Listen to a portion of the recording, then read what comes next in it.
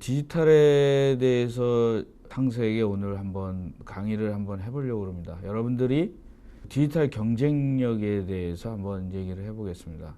질문을 좀 많이 해주셨으면 좋겠습니다. 우리가 현재 살고 있는 세상이 어떤 세상일까요?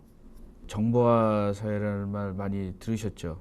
여러분들이 불과 한 20년 전에는 정보화 시대라고 해서 그 많은 회사들이 강제적으로 뭐 엑셀도 가리키고 뭐 자바도 가리키고 정보화 사회라는 말을 많이 했었습니다. 그래서 정부 뭐 2.0 뭐 이런 말을 해가지고 정보화 정부 이런 얘기도 했는데 과연 현재도 그 시대의 연속일까요? 한번 여러분들 한번 생각해 보세요. 저는 현재를 많은 컨설팅 회사들이나 많은 사람들이 디지털 산업 경제 시대라고 얘기를 하고 있습니다. 다보스인가 거기서 그 4차 산업혁명을 얘기했습니다. 거기는 완전히 어떤 시대가 도래가 완전히 됐다고 확신했을 때 그들은 얘기를 하고 있죠. 근데 그 전에 얼리 어댑터라든가 조금 좀 용감한 사람이라고 그럴까 한번 던지는 사람들은 몇 년 전서부터 디지털 산업사회가 올 것이다, 경제 시대가 올 것이다, 미래학자들은 많이 얘기했죠. 2015년이 디지털 산업사회가 원년이 아닐까 저는 나름대로 그렇게 생각을 합니다. 지나고 나면은 그때 이제 어떤 상품으로다가 스마트폰에 의해서 모든 사람이 스마트폰을 대부분 갖게 됐고 생활에 침투되어 있는 그런 스마트폰이 생활에 침투되어 있었던 그런 시간이 2015년이기 때문에 그 전에도 있었지만 사실은 꽤 나온 지는 오래가 돼요.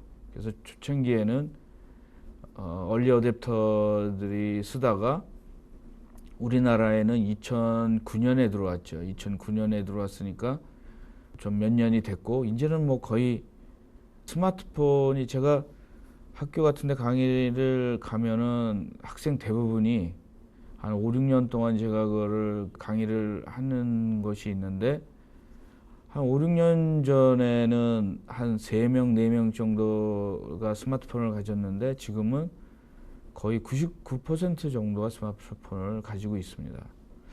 이런 디지털 사회에는 저는 디지털 사회의 비즈니스 전략은 정보화 사회의 비즈니스 전략과 다르다고 생각을 합니다.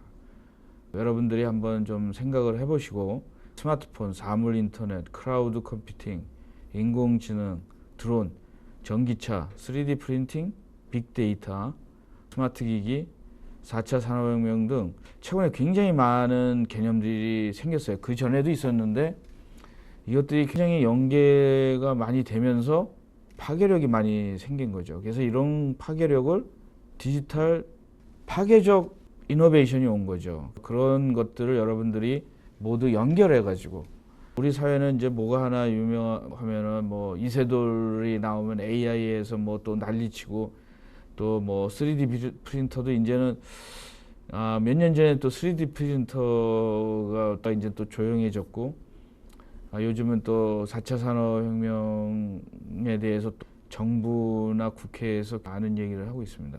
이제는 전통적인 제조업과 산업을 지원하던 과거의 IT 비즈니스 전략으로 이런 디지털 쓰나미에 대응할 수 없다. 이제는 어떤 디지털 경쟁력이 필요한지에 대해서 좀 알아보겠습니다. 요즘 굉장히 힘들다는 얘기를 많이 해요. 전통적으로 우리가 30년 동안 먹여 살렸던 그런 것들이 있죠. 중화학이라든가 철강이라든가 그다음에 조선이라든가 정유라든가 디지털 시대가 딱 올 때 그동안 산업사회에 사용했던 에너지가 주로 석유나 가스였는데 그 값이 떨어졌다는 거죠. 그 사람들은 선진국에서는 선물이나 미래에 대해서 민감합니다. 왜냐하면 생산시설을 어떻게 줄여야 되고 미래에 어떤 먹거리를 살아야 되고 근데 우리는 따라가다 보니까 선진국에 대해서 선진국 거를 받아들이고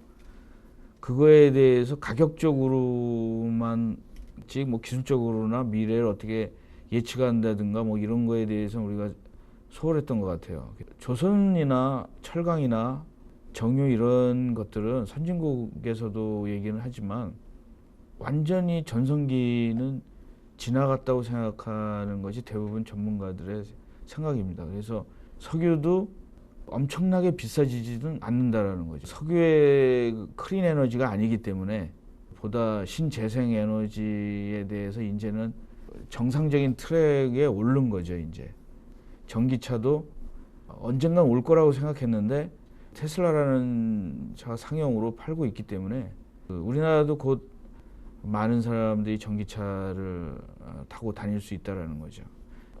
지금 시대는 화두가 디지털 트랜스포메이션이에요. 이 디지털 트랜스포메이션이 산업에서 나타나는 거가 그 4차 산업혁명이고 엔지니어에서 나타나고 뭐 다른 어떤 사회 곳곳에 컴퓨팅에서도 나타나고 헬스케어에서도 나타나고 뭐 다 나타나겠죠. 그게 디지털 트랜스포메이션이라는 거죠. 트랜스포메이션이라는 건 사회의 어떤 구조가 확 바뀌는 거죠. 구조적으로. 우리나라로 느낌으로 왔는 말로다가는 디지털 트랜스포메이션이 디지털 구조조정입니다. 근데 우리나라는 이제 구조조정이라는 거가 사람을 자르는 게 구조조정이라고 그러는데 사람을 자르는 게 구조조정이 아니죠. 사람을 자르는 거는 구조조정이 아니라 다운사이징이죠. 근데 우리는 그 좋은 말을 찾다가 구조를 좀 바꿔야 되겠다. 그래서 사람을 자른다. 그거는 말이 안 되는 거죠. 구조 조정을 하면은 사람이 더 필요하죠. 구조를 조정하는데, 구조를 바꾸는데 사람이 더 필요하죠. 사람을 자르는 게 아니라 우리도 그래서 우리 사회가 구조를 디지털 트랜스포메이션으로 구조 조정을 하려면 더 많은 일자리가 생기고 더 많은 회사들과 기업이 많이 생겨야 된다는 거죠. 우리가 보기엔 우리는 우리 사회가 안정지향형인 사람들이 많습니다. 그래서 젊은 사람들도 공무원 시험들이 지금 취업생의 40%가 공무원 시험을 준비하는 사람들이라고 그러더라고요.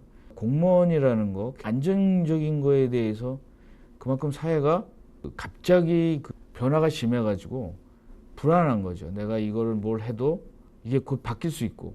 그래서 가장 안전한 자산인 부동산이라든가 가장 안전한 직업인 교육자라든가 공무원이라든가 이런 걸 선호하는 거죠.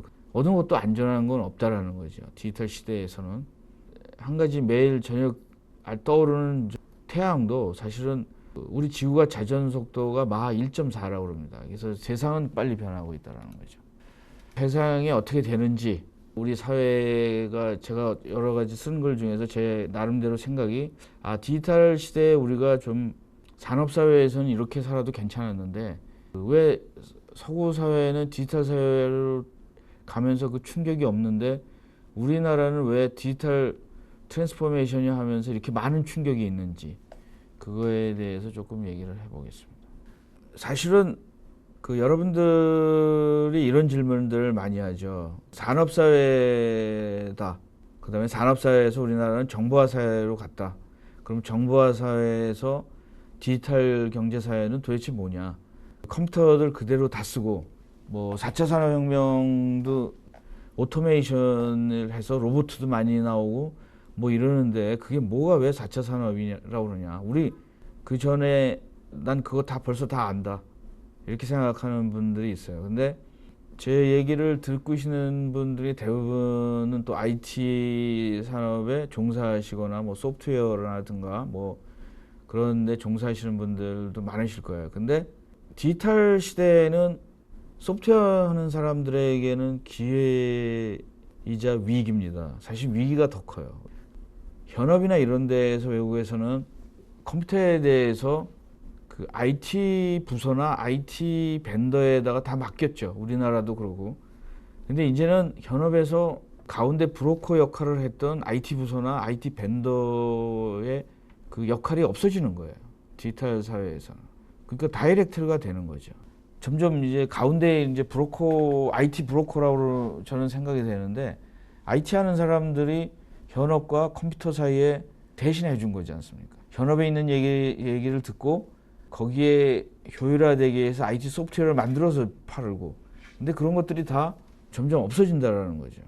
이제는 뭐 그거 한 가지 예로다가 뭐냐면 클라우드 환경이면 IT 부서라든가 IT 서버를 관리하든가 이런 것들이 없어지는 거죠. 소프트웨어나 하드웨어나 이런 것들이 그냥 서비스로다가 전기처럼 내가 얼만큼 쓰면 내는 거죠. 유틸리티 컴퓨팅이라고도 그래서 그럽니다. 자기가 쓴 것만큼 돈 내니까. 안 쓴 거에 대해서는 돈 내지 않지 않습니까, 여러분들이? 전기도.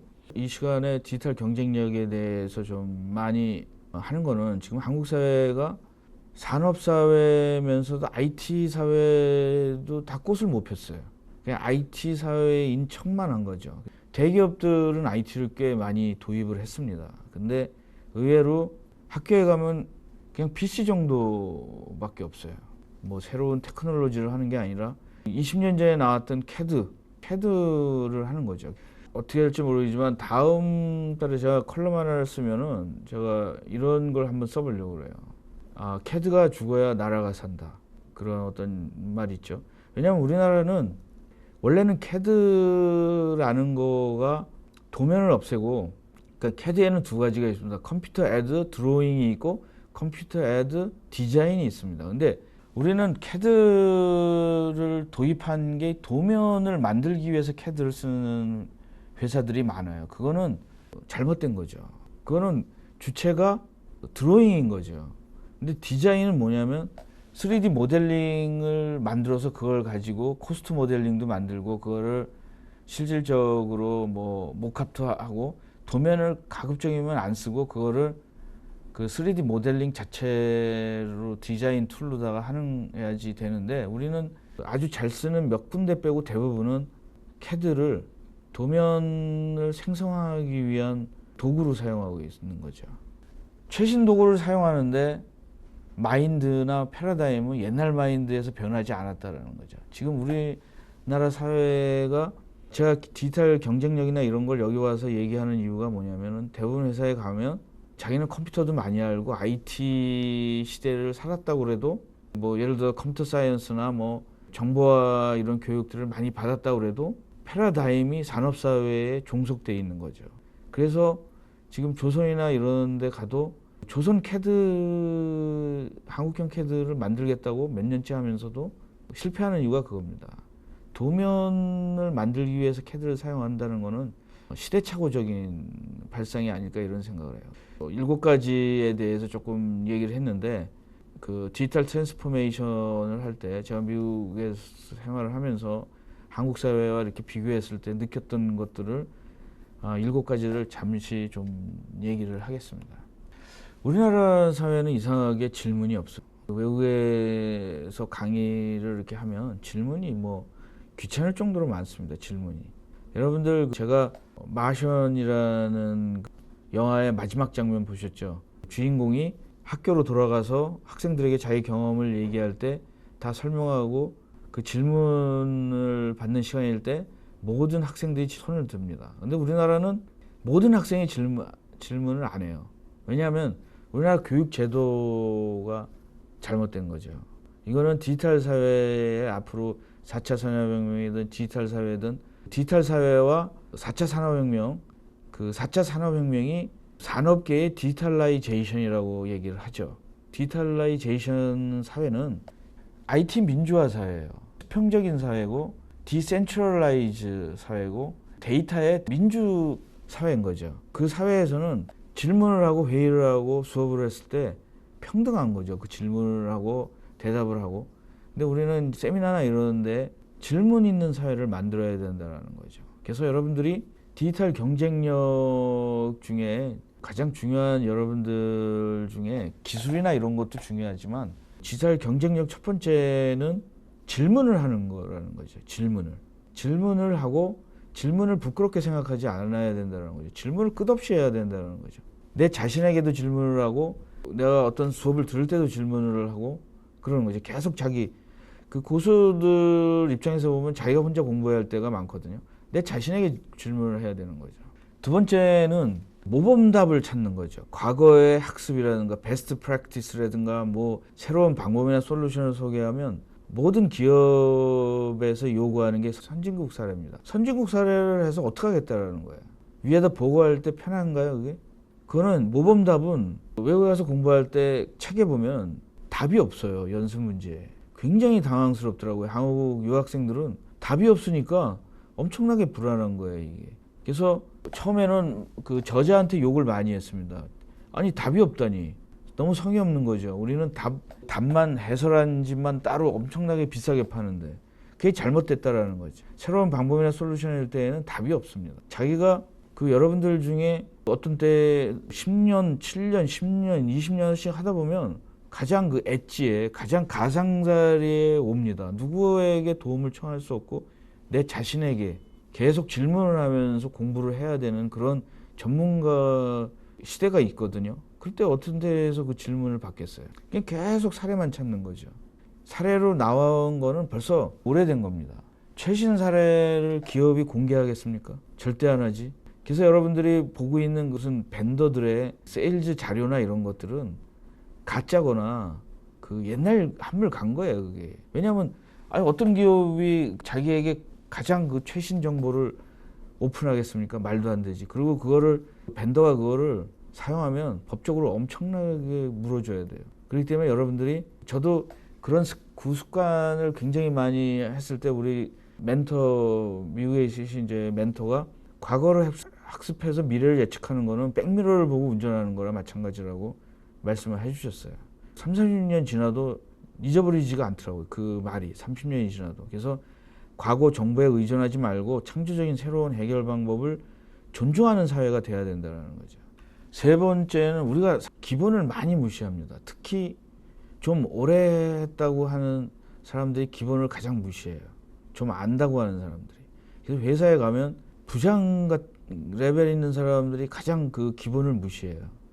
기본이 가장 중요한 겁니다, 사실. 자기가 전문가가 진짜 전문가가 되거나 그저 그런 전문가가 되는 거의 차이가 뭐냐면은 기본을 무시하면 그저 그런 전문가가 됩니다. 자칭 전문가가 되는 거고, 기본을 더 무시하지 않고 열심히 하는 사람은 자타가 공인하는 전문가가 되는 거죠. 제 경험에 확실합니다. 전문성이 가장 중요한 것은 기본기입니다. 운동선수에서도 기본 체력. 내가 아무리 테크닉이 좋아도 기본 체력이 안 되면 그걸 구현할 수가 없어요. 기회가 안 와요. 화가에게도 어떤 매일 뭐 성악가나 이런 데에도 매일 그 발성 연습이라든가 선긋기 연습이라든가 이런 거 없이는 끝까지 최고의 전문가가 될 수 없어요. 그거는 경험 있는 분들은 많이 아실 거예요, 이거. 자신이 현역 전문가라고 할지라도 대중의 인기보다 지속적으로 기본을 연습해야 된다는 거죠. 오늘 제가 방송하는 거는 무슨 뭐 캐드의 어떤 새로 나온 기능에 대해서도 아니고 기본입니다. 여러분들이 다 알면서도 우습게 하는 그런 기본적인 거죠. 기본을 무시하면 모든 것이 무너진다고 저는 생각합니다. 네 번째는 실수를 비난하고 실패를 수치로 하는 사회입니다. 그래서 일본도 옛날엔 그랬다가 지금은 보다 민주화되고 선진사회가 되는데 우리는 아직까지도 실수하면 엄청나게 비난해요. 자기가 새로운 대안이나 아이디어도 안 내놓으면서 실패를 수치로 하는 사회인데 항공기나 이런 거를 지금까지 하기 위해서는 엄청나게 떨어졌어요. 뭐 여러분들 아시겠지만 아마 우리나라에서 스페이스 셔틀 그거 폭발했으면 아마 모든 사업을 다 백지화했을 겁니다. 근데 걔네들은 안 그렇잖아요. 실패해서 얻는 것들이 많아요. 그리고 엔지니어링, 우리가 하고 있는 엔지니어링이나 뭐 이런 것들은 거의 실패해서 얻은 거예요. 현재 엔지니어 지식은 선진국의 수많은 실패에서 얻어진 겁니다. 같은 실수를 반복하는 것은 문제지만 젊은 사람들의 실수에 대해서 비난보다는 조언이나 격려가 필요하다는 것. 이것도 기본인데 굉장히 안 지키는 거죠. 알면서도 비난을 하는 거죠. 어떤 지금 우리나라에서 지금 뭐 사회적으로 뭐 안전 이런 것도 센시티브한 거지만 그 비난만 하지 그 대안에 대해서는 또 같은 안전사고가 계속 일어나거든요. 그래서 실수나 실패보다는 끝없이 시도하는 사람들의 창조적 도전 정신이 필요하다는 거죠. 디지털 트랜스포메이션 시대에서 창조적 도전 정신만 가진 사람만이 가장 강자가 될 수 있는 거죠. 다섯 번째는 뭐냐면 성공하면 안주하는 시대예요. 우리나라도 대학교 붙으면 그다음부터 놀고, 지금은 좀 뭐 안 논다고 그러더라고요. 취직하기가 너무 힘들어가지고. 회사 들어가면 놀고, 박사학위 따면 공부 안 하고, 어렵게 해가지고 공무원 시험에 되면 더 이상 발전하지 않고, 이런 사회죠. 성공하기 전에는 부지런히 노력하다가 학교나 회사에 들어가면 거나 힘들게 하겠다면 열심히 하지 않는 사회에 살고 있는 거죠. 단기적인 성과를 목표로 하는 노력은 저는 가짜 열정이라고 생각합니다. 자신의 일에 정당성을 찾고 지속적으로 즐기면서 할 수 있는 진정성이 있는 열정이 이 디지털 시대에는 필요한 거죠. 계속 새롭게 나오기 때문에 내가 암기해서 버틸 수 있는 게 아닌 거죠.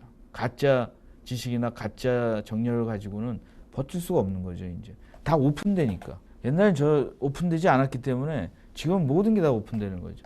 정치도 이제 무지무지하게 오픈되는 거죠. 이제는 인터넷에 들어가서 다 볼 수 있게 점점 사회가 투명해지는 거죠. 자신감이 없는 사회입니다. 우리가 의외로. 제가 이렇게 사람들 만나보면 뭐 어느 학교 나왔다, 내가 뭐 했다, 근데 자신이 없어요. 뭘 해보라고 그러면 못 해요. 내가 좋은 학교 나오고 막 이랬는데 그 스펙으로 버티지. 뭐 예를 들어서 뭐 좋은 학교 나왔다 그러면 누가 한번 새로운 창조적인 걸 하든지 뭐 그림을 잘 그리든지 노래를 한번 하든지 뭐 못하지 않습니까? 왜냐하면 자기 재능을 개발을 안 한 거죠. 스펙을 하다 보니까 자신이 없는 거예요. 그래서 자랑하는 거 보면 대개 보면 사회적 자랑이에요. 아, 우리 애가 어떤 학교에 뭐 요새 잘 나간다고 하는 게 들어갔다. 우리 누구가 우리 그 친척이 뭐 요새 잘 나가는 무슨 대회사에 들어갔다. 그거는 디지털 시대에는 아무 의미가 없어요. 자기가 아닌데. 그리고 또 하나 뭐냐면 그래서 다른 사람 생각에 너무 휘둘리며 살아요. 내가 어떤 내 분야에 대해서 자신감을 갖고 내 분야에 대해서 정진하는 게 아니라 다른 사람이 정해준 뭐 베스트셀러만 읽어요. 이거 베스트셀러니까 읽는 거예요. 내가 싫든 좋든 그거 내가 결정하지 않거든요. 그리고 다른 사람이 이게 맛집이라고 그러면 요새도 맛집 프로들 보면 인터넷에서 조사한 걸 맛집으로 참 요새 돈 벌기 쉬운 게 뭐냐면 인터넷에서 평판 좋은 거 찾아가지고 그 한 사람이 찾아가는 거예요. 그래서 먹고서 얘기하는 거예요.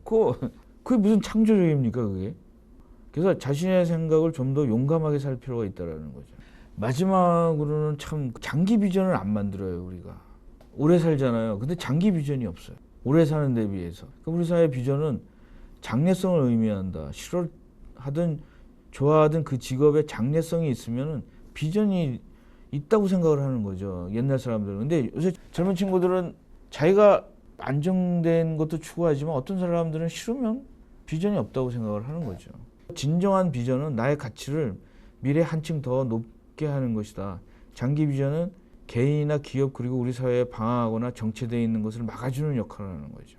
굉장히 많이 방황을 했습니다. 왜냐하면 조언해 주는 사람도 없고 제 우리 부모님 세대와 대화도 한 적이 없고 그리고 뭐 학교 교수님들이 어떤 인간적인 이런 거에 자기 자식도 하기 쉽지 않은데 그런 것들이 없죠. 그래서 장기 비전을 안 만들고 장기 부정적인 미래만 주장한다. 이렇게 생각해요. 7가지에 대해서 한번 좀 얘기를 해봤습니다. 여러분들이 뭐 어떤 건 공감하시고 어떤 건 공감 안 하실 수도 있는데 제 나름대로 한국 사회를 좀 생각을 해봤습니다. 디지털 트랜스포메이션에서 우리가 피부로 느끼지 않는다면은 지난 10년 동안 스마트폰이 출현하면서 저희가 그냥 300가지라고 얘기했는데 수백 가지가 없어졌어요. 근데 그 없어진 게 그 나비 효과가 되는 거죠. 에너지도 굉장히 안 쓰는 거죠. 이 스마트폰 하면은 모바일은 에너지를 거의 안 써요. 배터리로 하는데 그리고 현재 삼성전자나 이런 데도 나름대로는 많이 살아남은 거죠. 삼성전자도 하드웨어 중심에서 소프트웨어 중심으로 그렇게 많이 바꾸려고 그러는데도 쉽지 않은 거예요. 그 패러다임은 한두 사람에 의해서 바뀌는 게 아니라고 그러는 거죠. 그래서 전번에 며칠 전에 뭐 신문에 나니까 삼성전자가 자신이 구글의 소프트웨어 역량은 뭐 100분의 1이라 뭐 그런 기사를 본 적도 있습니다. 그리고 미래에 전기차가 나오면은 뭐 3,000가지가 없어지는 거죠. 엔진도 없어지고 뭐 부품의 뭐 트랜스미션도 없어지고 연료통도 없어지고 좀 심각한 사회가 될 수도 있다라는 거죠. 그게 나비 효과가 돼가지고 돌아와서 우리가 지금 철강이나 조선이나 이런데 해운이나 이런데 어떤 영향을 주는 거죠. 사물이나 이런 게 없어지니까. 또 하나의 세계가 디지털 경제로 진화하는 부분 중에 하나가 여러분들이 비즈니스 모델이 바뀌고 있다라는 거죠. 여러분들이 지금 여기에서 비즈니스 모델을 찾으시는 분들도 있을 거예요. 아마 조그만 중소기업을 운영하시는 분이거나 비즈니스 모델이 디지털 경제 비즈니스 모델이에요. 그 디지털 경제는 뭐냐면 예전에 생각지 못한 봉이 김선달 같은 비즈니스 모델이 나오는 거죠. 우버 택시나 에어비앤비 같은 거죠. 사실 우버나 에어비앤비 창업자들이 처음에 딱 얘기했을 때 주위에서 야, 너 이거 가지고 진짜 돈 벌려고 그러냐? 너 농담이지, 이런 얘기를 많이 들었다고 그럽니다. 근데 이 모델의 특성은 뭐냐면 공유 경제라는 거죠. 쉐어드 이코노미. 옛날에는 이런 것들이 존재하지 않은 거죠. 그리고 지금 카카오톡도 사실 공짜니까 쓰는 것도 많지 않습니까? 아마 페이스북이 제일 잘 나가고 있는데 페이스북도 공짜예요. 구글서부터 시작했을 때 몇 년 전서부터 공짜인 거죠. 공짜처럼 해가지고. 근데 이런 공짜 비즈니스는 우버나 카카오톡만 일어난 건 아니거든요. 옛날에 TV가 생기면서 영화 산업이 타격을 입었어요. 왜냐하면 영화는 돈 내고 봐야 되는데 TV는 영화관 비즈니스 모델보다 훨씬 한 수 위인 거죠. 공짜로 보여주는 거죠, 영화를. 근데 이 세상엔 공짜는 없는 거죠. 여기서 말한 우버나 에어비앤비도 공짜인 척을 한 거지 공짜는 없는 거죠, 이 세상에. 공짜로 하면 망하는 건데 비즈니스가 아니죠. 공짜 비즈니스는 비즈니스가 아니라 사회적 기업도 돈을 벌어야 돼요. 이건 그 공짜로 해주는 거는 사회사업이죠, 사회사업. 사회사업 하는 사람 없습니다.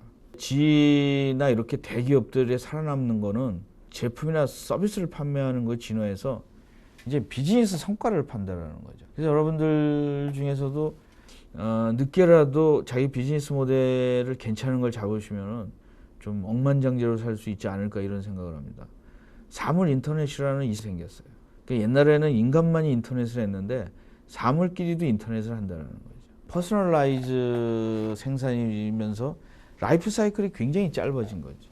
그런 거기 때문에 새로운 비즈니스 모델에 적극 대응해가지고 우버 택시나 에어비앤비를 딱 보면 자체를 감탄하시지 마시고 거기에 나오는 패러다임을 많이 이해하셔가지고 자기 분야에다가 어떻게 적용했을 때 그게 이제 좀 대박일 것 같은 생각이 들어요. 그리고 이제 요 뒤에는 조금 이제 디지털 시대에 이상한 말들이 많이 생겼어요. 그래서 G의 디지털 스레드에 대해서 용어에 대해서 굉장히 여러분들이 공부를 많이 하셔야 돼요. 디지털 시대에는 용어 자체가 생소해요. 그래서 여기에는 이제 스마트 팩토리라는 말 많이 들으셨지만 G에서는 브릴리언트 팩토리. 브릴리언트 팩토리가 도대체 뭔가? 모델 베이스 엔터프라이즈와 필드 서비스를 합쳐진 것이 브릴리언트 팩토리입니다. 종종 우리 이 시간에서 모델 베이스 엔터프라이즈도 했었습니다. MRO도 했었어요. 시스템 인테그레이션 이런 것도 했는데 방송을 많이 들어주시면은 디지털 쪽의 지식을 굉장히 많이 보내드리려고 합니다. 그래서 우리나라 최초, 뭐 세계 최초도 좋습니다. 우리나라 최초의 디지털 지식 방송을 한번 해볼까 그러고 있습니다. 디지털 경쟁력의 핵심은 디지털 전략이라는 거죠. 디지털 전략이란 디지털 도구의 효과를 가지고 어떤 거를 성취하는 거죠. 디지털 경쟁력이 아까 말했던 그 7가지 우리 사회가 좀 디지털 사회의 마음가짐이라면 요거는 조금 임플리멘테이션 할 수 있는 디지털 경쟁력을 하려면 디지털 전략이 있어야 되는데 디지털 전략은 여러분들이 무조건 디지털 전략 디바이스를 많이 사용하는 거예요. 그래서 여러분들의 지금 디지털 도구는 여러분들이 모르는 사이에 엄청 많이 나왔습니다. 지금 여러분들 중에는 좀 나이가 한 30대 후반이나 40대 이상인 분들은 여러분들이 아날로그로 가져왔던 것들이 다 디지털화 되어 있는 거예요. 아날로그 필름 카메라 쓰다가 디지털 카메라 썼고, 그 다음에 아날로그 그 FM 그 라디오 갖다가 갑자기 이제는 인터넷에서 방송을 듣고, 그게 디지털 세계에 하나하나씩, 시계도 디지털 시계, 그 악기도 디지털, 지금 방송하고 있는 것도 아날로그는 이제 없어지고 다 디지털 방송이 된 거죠. 뭐 거의 뭐 디지털 자동차 이렇게 되는 거죠. 우리의 모든 일상의 삶에서 존재하는 거죠. 우리가 지금 하고 있는 미디어도 다 디지털이에요. 이제 노르웨이에서는 FM 방송이나 이런 AM 이런 그 수신국 이런 것들을 다 없앴어요. 엄청나게 에너지를 많이 들고 유지 보수비 많이 드는 거거든요. 인터넷으로 해도 요새는 방송 다 들을 수 있습니다. 전 세계 방송을 다 들을 수 있는 거죠.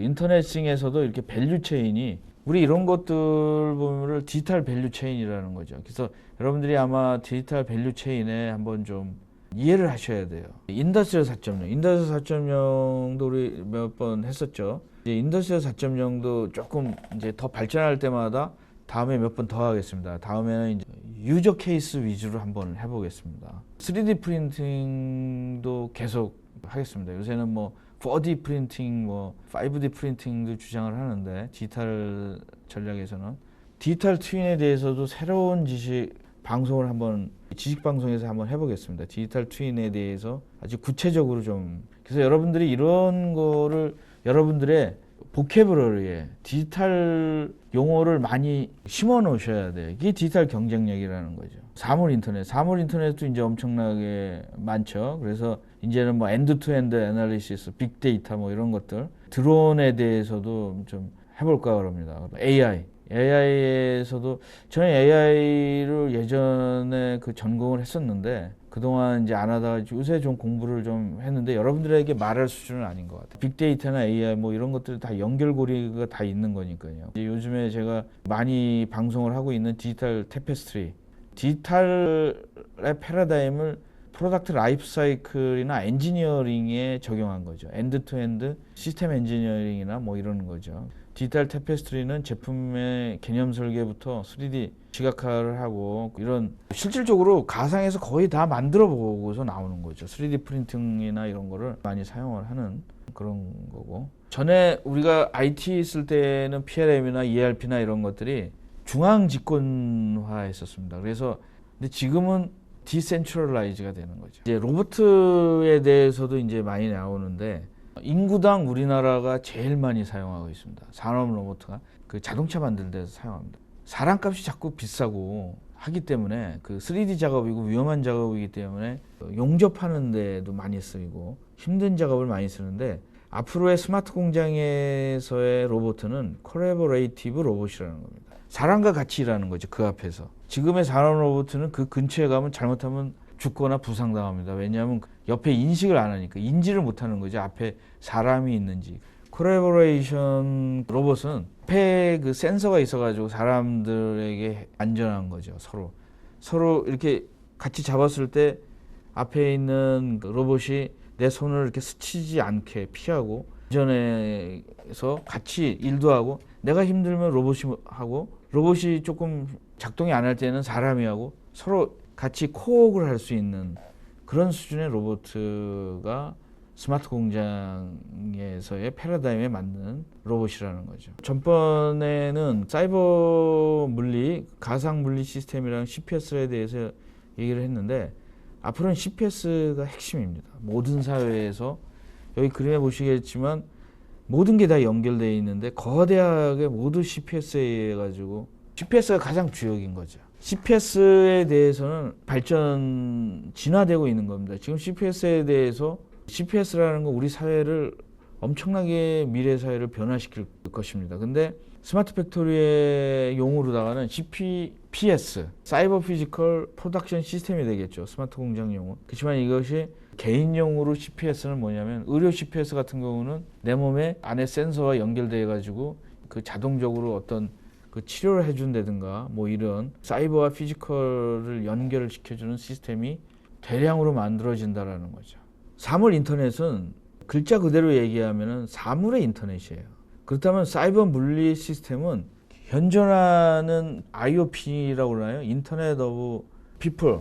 사물 인터넷이랑 거의 경계가 없어지게 타이트하게 작동하는 거를 CPS 생각하시면 됩니다. 현재까지 나와 있는 것 중에 제일 좀 마음에 드는 거는 과거의 인터넷이 얼마나 우리와 다른 사람들의 상호작용에서 서로 영향을 주며 교류하면서 이 세상을 변화시켰던 것처럼 미래에는 사이버 물리 시스템과 상호작용하며 서로 영향을 주고 교류하며 이 세상을 변화시킬 거라고 모든 미래의 엔지니어들이 예측을 하고 있습니다. 이것이 예측이 빗나가진 않아요. 언제 온지는 몰라도. 그래서 저는 이제 사이버 물리 시스템은 한국 사회에 물리적인 그 피지컬한 거나 이 경험이나 지식이 많은 기성세대와 디지털 기기에 익숙한 젊은 시대가 동등하게 협업하면서 일할 수 있는 좋은 기회가 아닐까 제 나름대로 좀 생각을 해봅니다. 경쟁력에서 핵심은 제가 여지껏 말씀드린 것처럼 정확한 디지털 용어와 이해와 지식이 필요해요. 디지털 지식이 여러분들이 가져야지 가장 디지털 경쟁력이 생기는 거가 아닐까. 제가 페이스북에 디지털복이라는 지식이라는 거나 스마트 공장, 디지털 트랜스포메이션이라는 사이트가 있는데, 그룹이 있는데, 거기에 제가 하루에 한 4-5개 정도는 올려요. 새로운 지식들. 독일 자료도 있고, 뭐 프랑스 자료, 일본 자료, 선진국 자료들을 많이 올립니다. 그래서 여러분들이 영어에 약하다고 그래도 많이 읽으세요. 왜냐하면 이게 문학 작품이 아니기 때문에 자꾸 읽으면 대략 무슨 뜻인지는 압니다. 그리고 독일 영어를 좀 많이 공부해 주셔가지고, 그리고 저도 독일어, 일본 자료는 한국어로 트랜슬레이션을 해서 보면 많이 비슷해요. 이해가 갈 정도의 해독력이 있어요. 구글 트랜슬레이션 어플리케이션을 하면 독일어나 프랑스어는 영어로 바꾸면 러시아도 그렇고 웬만큼 뜻을 합니다. 그리고 어느 나라도 여기 키워드인 거는 다 영어를 써요. 뭐 CPS라든가 딥러닝, 뭐 가상현실, 증강현실, 그다음에 4차 산업혁명, 3D 프린팅, 디지털 트윈, 스마트 팩토리, 디지털 밸류체인, 스마트 서비스, 스마트 프로덕트, 디지털 스레드, 모델 베이스 엔터프라이즈, 뭐 이런 것들을 여러분들이 계속 공부하시고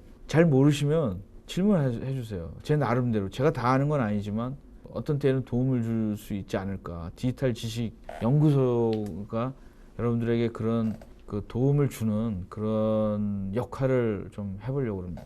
결론을 제가 디지털 경쟁력은 디지털 전략과 디지털 지식의 이해, 그리고 디지털 이행이라고, 임플리멘테이션 계속 사용해 보는 거예요. 자기가 내 몸은 피지컬이기 때문에 디지털 기기를 사용하면 뭔가 뇌에서 반응이 일어나요. 아, 이건 어떻게 사용하는, 에버노트를 어떻게 사용했을 때 뭐가 문제더라, 스마트폰에는 어떤 기능이 있더라, 카메라는 뭐 하더라, 이런 것들. 그래서 디지털 경쟁력의 가장 장애 요새는 과거 지식이나 성공이다라는 거죠. 제로 베이스부터 시작을 하라는 거죠. 근데 제가 이런 얘기를 하고 나서 돌아가신 엘빈 토플러의 우리의 멘토지 않습니까? 이분이 한 거를 어떤 걸 이렇게 하다 보니까 제 결론이랑 너무 유사한 거예요. 그래서 그거를 결론으로 오늘 해볼까 그럽니다. 21세기의 문명은 읽고 쓰지 못하는 사람이 아니라 배우고 잊어버리고 다시 배우는 능력이 없는 사람이다. 자기가 여지껏 배웠던 걸 잊어버리지 못하고 다시 배울 수 없는 능력이 없는 사람은 우리 21세기의 디지털 문명이라고 그러는 거죠. 왜냐하면 디지털은 내가 옛날에 갖고 있는 것들이 장애가 돼요.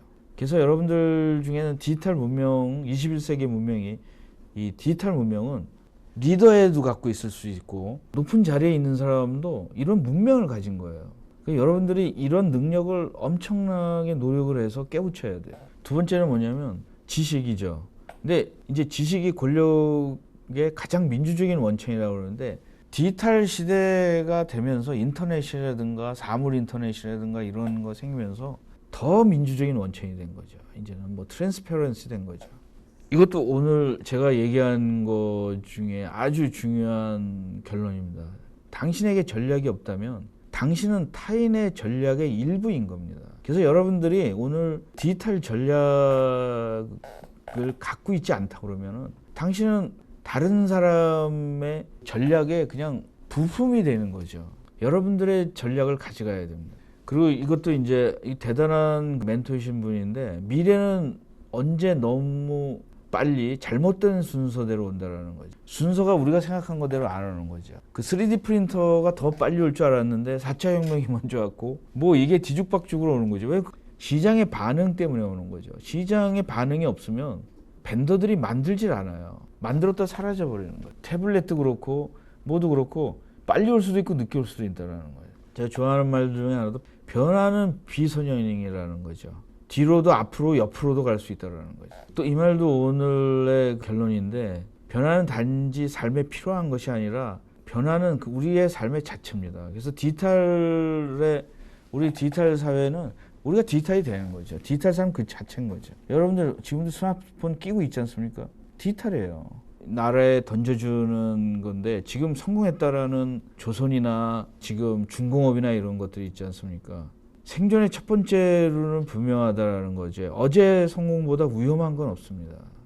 많이 알고 계시고 나름대로 IT에서 성공했다고 하시는 분들은 굉장히 위험한 거예요. 네, 마지막으로 돌아가신 알빈 토플러의 추모로 이 오늘 강의를 마치겠습니다. 그 페이스북에 디지털 복에 오셔가지고 질문을 많이 해주세요. 저는 제가 못하는 질문을 좋아합니다. 제가 대답할 수 없는 거는 제가 공부하는 거잖아요. 그래서 그런 질문을 해주신 분들에게는 강의 옷으로 그 권태원님이 협업을 하는데 기성세대와 젊은 세대의 생각이 많이 바뀌었으면 합니다. 예, 제가 요 생각을 바뀌는 걸 갖다가 앞에 7가지를 말씀드렸잖아요. 미리. 그게 제가 말하는 그 기성세대가 자기가 변해야 돼. 다가가야 돼요. 그리고 젊은 세대들도 제가 보면은 많은 젊음이 있는데 너무 기성세대에서 이렇게 찌그러들었다고 그럴까? 주눅이 들어서 그런지 그 기성세대와 비슷하게 생각을 하는 사람들이 많아요. 뭐 부모님이 계속 그 어린 시절부터 주문을 해서 그런지 뭐 학원 다니고 이러다 보니까 그 자꾸 그 젊은 세대들도 그 공무원 시험을 보고, 사실 공무원 시험이나 이런 거에 대한 아이디어는 기성세대가 많이 준 거예요. 지금 힘들게 한 것들은 기성세대의 책임이 제가 볼 때는 한 80%는 있는 것 같아요. 그래서 앞으로 저희가 스마트 팩토리 같은 데에는 피지컬한 지식이 많은 거랑 디지털 지식이랑 동등하다고 생각하는 거죠. 이게 가장 중요한 베이스입니다. 왜냐하면 내가 저 사람보다 많이 알고 있다고 해서 히에라키에 높은 건 아닙니다거든요. 우리나라의 그 선생님이라는 말은 쓰지 말아야 돼요. 서로 동등한 거죠. 새로운 창조를 하는데 내가 지식이 5개 있고 저 사람은 지식이 하나 있다고 해서 저 사람보다 내가 5배 높이 올라가거나 1배 더 높이 올라간 건 아닌 거거든요. 서로 영향을 주는 거거든요. 배태권 님이 맞습니다. 이 기술이 아닌 기술에 대한 인간의 자세라고 하죠. 지금 엘빈 토플러가 얘기한 것들을 결론으로 한 이유가 뭐냐면 그 인간의 자세인 거지 않습니까?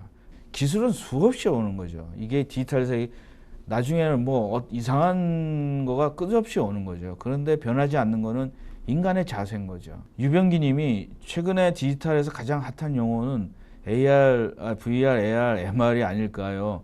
가상, 증강, 현실의 향후 전망을 어떻게 보시는지요? 이게 굉장히 중요합니다. 디지털에서. 근데 이거가 중요한 건 뭐냐면 가상현실이나 증강이나 이런 게 보면 뭐가 들어가고 있어요? 현실이 들어가는 거지 않습니까? 현실이 제일 중요한 거예요. 현실에 대해서 뭔가 하기 위해서 가상도 하고 증강도 하는 거거든요.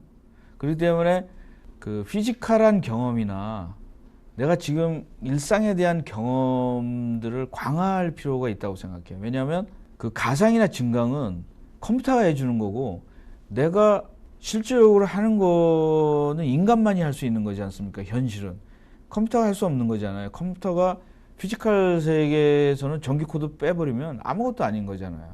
어떻게 보면 저는 현실이 더 중요하다. 현실의 경험. 내가 이걸 다르게 얘기하면 내가 증강이나 가상현실에 내가 더 많은 공헌을 하려면 인간으로서 피지컬하게 내가 그림 연습을 더 많이 한다든가 피지컬하게 내가 음악 연습을 더 많이 한다든가 그런 거죠. 그게 컴퓨터가 대신해 줄 수 없는다라는 거죠. 내가 사람을 더 많이 만난다든가 그런 거가 피지컬한 거니까요. 김태식 님이 전기자동차가 등장하면 3,000개가량의 직업이 없어진다고 말씀하신 거에 공감합니다. 그 시기가 테슬라가 반 가격인 전기자동차 모델 3가 출혈 시한은 7, 8월이 될 것 같습니다. 이런 시기를 대비해서 전 인류가 실업 없이 잘 살 수 있는 방법은 없을까요? 사실 전기차에 보면은 정보가 들어가거든요. 전기차 자체는 내가 이동하지만 예를 들어서 그 전기차 그 테슬라의 전기차가 기존에 있는 전기차와 다른 게 뭐냐면 내가 전기차를 사가지고 미래의 전기차는 뭐냐면 오늘 내가 스포츠카로 해서 조금 더 빨리 달리고 싶다. 그게 옵션이면 내가 한 일주일만 그렇게 사용하면 그 소프트웨어를 다운로드해서 사용하고 돈을 더 내고 하는 거죠. 그런 서비스, 디지털 서비스라는 거가 많이 생긴다라는 거죠. 그러니까 새로운 비즈니스 모델을 많이 생각을 해보세요.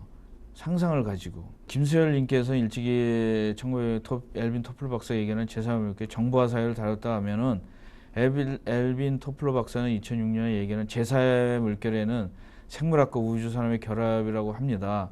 디지털 경쟁력 방향이 IT와 바이오 융합 또는 IoT 우주 항공 산업의 연동을 발전한다고 보는데 이러한 관점에서 우리나라 디지털 경쟁력 어떤 엘빈 토플러 박사도 사실은 한계의 인간이라는 거가 자기가 초창기 시대에 있기 때문에 미래를 예측한다라는 거는 저는 이분은 미래학자이기 때문에 그냥 예측을 취미 삼아서 했지만 스티브 잡스도 5년 이상의 계획을 안 세운다고 그랬지 않습니까? 저도 젊었을 시절에는 미래 예측 같은 거에 굉장히 관심이 많았는데 전에도 5년 이상 계획은 안 세워요. 한 3년 정도를 세우고 있습니다. 그래서 제가 전에 한 2008년에 지면서 있다가 이제 PLM 제가 막 공부 이렇게 하다 보니까 앞으로는 크라우드 컴퓨팅이 올 것 같더라고요. 그래가지고 2008년에 그 크라우드 PLM을 만들었어요. 그러다가 내가 변화시키지는 못했어요. 왜냐하면 사회에서 반응이 없는 거예요. 그때 이제 그 중소기업한테 가서 이렇게 비싼 PLM을 살 필요 없이 크라우드로 저렴하게 사용을 하면 된다고 얘기했는데 그분들이 내 회사에 있는 자료를 어떻게 밖에다가 내놓을 수 있냐. 그게 안에서 지금은 뭐 크라우드에 대해서 저항하는 사람이 더 적지 않습니까? 그때는 너무 많은 거예요. 그래서 그 벽이라는 것을 실감을 했습니다. 그래서 미래는 오지만 벽도 있는 거예요. 한 3년 정도만 여러분들이 생각하시는 게 좋을 것 같아요. 2, 3년. 너무하면 바보 될 수도 있거든요. 그래서 망할 수도 있습니다. 그래서 망하면 안 되잖아요, 여러분들. 그래서 그런 것들에 대해서 조금 해주시면 알 것 같고 한광라님의 감사드립니다. 제로베이스부터 한번 시작해 보세요. 자기가 알고 있다라는 거가 기존에 있는 그리고 문세아님도 이런 생각을 해보세요. 혁신이라는 말 우리가 많이 사용해요. 중소기업에. 근데 우리가 지금 많은 중소기업을 하시는 분들한테 얘기해 보면은 중소기업은 불리하다. 중소기업이 왜 이런 거 필요하냐. 반대로 생각하면 중소기업이 디지털 경쟁력을 더 빨리 갖출 수 있어요. 왜냐하면 오너가 원하면 되니까. 여러분들 4차 산업혁명 했을 때 그 4차 산업혁명 책에 보면 4차 산업이 무르익었을 때 대기업은 다 사라진다고 얘기했거든요. 그거 맞는지 알 맞는지는 저도 모릅니다. 다보스 포럼에서는 그렇게 얘기를 했어요. 우리나라에 있는 대기업들은 싫은 얘기거든요. 그게. 그런 거에 대해서 옳다 그르다 반드시 그때가 올 거는 같아요. 근데 언제 올지 모른다는 게 문제인 거죠. 그 다음에 이정목님은 요즘 다이어그램에 대한 관심을 많이 가지고 사고를 명령하게 단순하게 하는 장점이 있다고 합니다. 미래 복잡한 것처럼 보이지만 어쩌보면은 단순해지지 않을까 생각해 봅니다. 사실 이거에 대해서는 약간의 내가 굉장히 복잡한 생각을 해야지 간단한 다이어그램을 그릴 수 있어요. 복잡한 거나 단순하다는 거를 떠나서 키워드와 다른 키워드의 연결고리에 대해서 여러분들이 생각해야 된다고 생각해요. 예를 들어서 3D 프린터와 4차 산업의 연결고리가 뭐지? 스마트 팩토리와 스마트 서비의 연결고리가 뭐지? 키워드가 뭐지? 이런 식으로 연결을 뭔지를 자꾸 생각하다 보면은 창조적인 생각이 나오는 것 같아요. 그건 제 좀 생각인데 오늘은 여기까지 질문을 받고 더 자세한 질문을 하면 제가 아는 한도 내에서는 인더스트리 4.0도 제가 2011년부터 공부를 해서 한 2, 3년 한 다음에 노트를 만들었어요. 그래가지고 그 책이 좋은 책은 아닙니다. 왜냐하면 제가 전 세계적으로 좀 빨리 내려다 보니까 어떤 다양한 얘기들을 다 못 집어넣었어요. 근데 지금은 올해부터는 케이스 스터디 아직 CPS 같은 거는 멀었지만 어떤 기업들의 임플리멘테이션이 서서히 구체화되고 있는 것들이 보이기 시작했거든요. 그래서 여러분들이 아마 IoT나 스마트 팩토리 이런 거에 대해서 혼란스러울 겁니다. 근데 그것들을 저희 페이스북에 와서 여러분들이 하시면 자기 사업에 관련된 거를 해주시면 제가 나름대로 왜냐하면 이 방송은 굉장히 제너럴하게밖에는 할 수가 없거든요. 방송을 들어주셔서 감사드리고요. 다음에 어떤 강의를 원하시는지도 이렇게 설문이나 이런 데 보내주시면은 순서를 조정해서라도 강의 자료를 만들어 보겠습니다. 시청해 주셔서 감사드립니다. 오늘 강의는 여기서 마치겠습니다.